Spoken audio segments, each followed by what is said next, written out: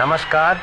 प्रस्तुत है एक ऐसा कार्यक्रम जो उन शब्दों और भाषणों को स्वर देता है जो लिखे तो गए पर बोले नहीं जा सके, जो कहे जा सकते थे पर समय ने उन्हें चुप करा दिया। अनसुना, द अनहर्ड।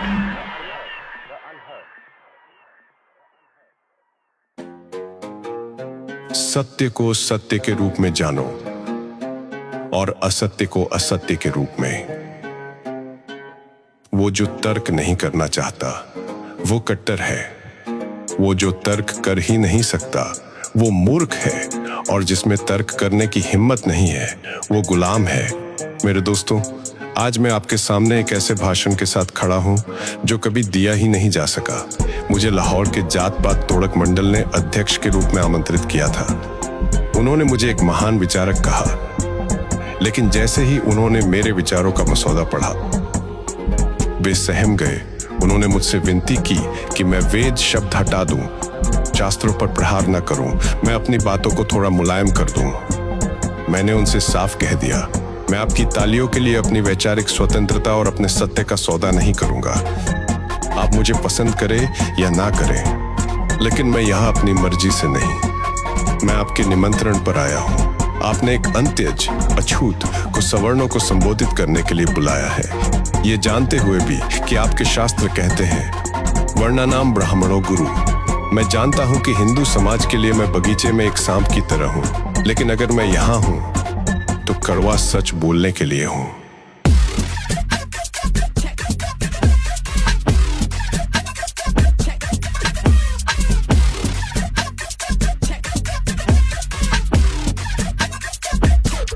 मैं उनसे पूछता हूं, क्या वो समाज स्वराज्य के योग्य है जहां एक इंसान दूसरे का छुआ पानी नहीं पी सकता?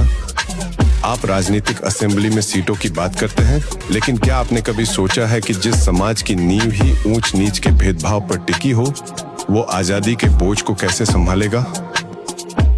बिना सोशल एफिशिएंसी के कोई भी राजनीतिक ढांचा सुरक्षित नहीं है।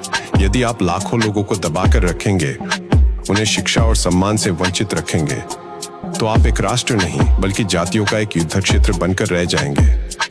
जब तक आप सामाजिक रूप से बीमार हैं, आप राजनीतिक रूप से कभी स्वस्थ नहीं हो सकते। लाहौर के मेरे दोस्तों को लगा कि मैं केवल अंतरजातीय खान पान की बात करूंगा, लेकिन मैंने उन्हें अपना असली फार्मूला दिया। जब तक उन धार्मिक धारणाओं को नष्ट नहीं किया जाता जिन पर जाति व्यवस्था टिकी है, तब तक जाति को खत्म करना असंभव है। संत राम जी ने इसे अनोखा विचार कहा, लेकिन जब विस्तार से सुना तो वे डर गए। भाई परमानंद और महात्मा हंसराज जैसे नेताओं ने मेरा विरोध किया। क्यों? क्योंकि मैं केवल टहनियां नहीं काट रहा था, मैं उस जड़ पे कुल्हाड़ी चला रहा था जिसे आप पवित्र कहते हैं। हिंदू जातिवाद इसलिए नहीं मानता कि वो बुरा है, वो है इसे इसलिए मानता है क्योंकि उसके शास्त्र वेद और स्मृतियां उसे यही सिखाते हैं।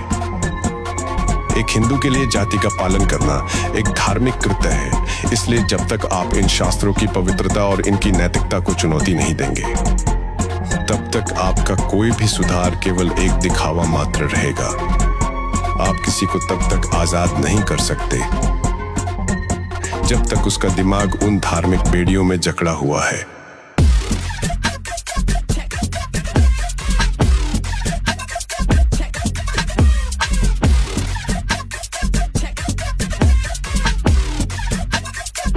मेरे इस भाषण में महात्मा गांधी के विचारों का जवाब भी शामिल है। गांधी जी कई हिंदुओं के लिए ओरेकल, दैवीय वाणी की तरह है। माना जाता है कि जब वे होठ खोलते हैं तो तर्क खत्म हो जाने चाहिए और किसी कुत्ते को भौंकना नहीं चाहिए। लेकिन दुनिया उन बागियों की कर्जदार है जिन्होंने तानाशाहों और धर्मगुरुओं के सामने खड़े होकर ये कहने की हिम्मत की कि आप गलत हैं। गांधी जी वर्ण व्यवस्था को बचाना चाहते हैं, वे उसे शुद्ध करना चाहते हैं, लेकिन मैं कहता हूं कि वर्ण और जाति एक ही जहर के दो नाम हैं। मंडल ने मुझसे कहा, भाषण छोटा कर दो, विवादास्पद बातें निकाल दो, नहीं तो हम सम्मेलन रद्द कर देंगे। मैंने जवाब दिया, सम्मेलन रद्द कर दीजिए, लेकिन मैं एक कॉमा भी नहीं बदलूंगा। ये मेरा हिंदू के रूप में अंतिम भाषण था। मैंने तय कर लिया है कि मैं उस घर में नहीं रहूंगा जहां मुझे अछूत माना जाता है। मैंने अपनी इस किताब को प्रकाशित कर दिया है ताकि जनता खुद फैसला करे कि दोषी कौन है। ये एक त्रासदी है कि सवर्ण सुधारक अपने रूढ़िवादी भाइयों को नाराज नहीं करना चाहते और हम अछूत अपनी गरिमा से समझौता नहीं कर सकते। मैं प्रोग्रेसिव समाज से मिलने वाले किसी श्रेय का भूखा नहीं हूं। मैं केवल हिंदुओं को यह एहसास कराना चाहता हूं कि वे बीमार हैं और उनकी ये बीमारी भारत की खुशी के लिए खतरा है। खतरा है।